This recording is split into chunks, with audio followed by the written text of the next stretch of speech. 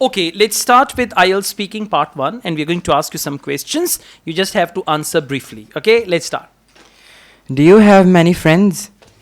Yes, I have many friends, but Do you have many friends? Yes, I do.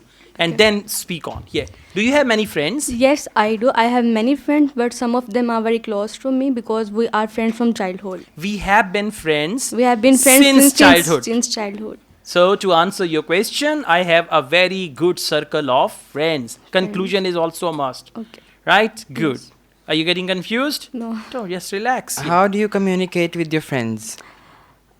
Mostly, I talk with my friends. I talk. I talk with my friends on cell phone, on messages, on emails. Mostly, I use WhatsApp to talk to them. Okay, that's right. How do people make friends now?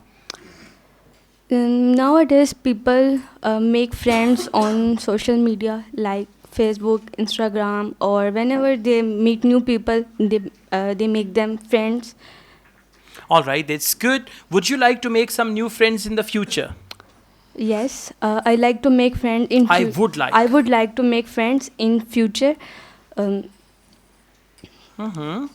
Because as I'm going to study abroad, there I will meet different people from other countries and I will make...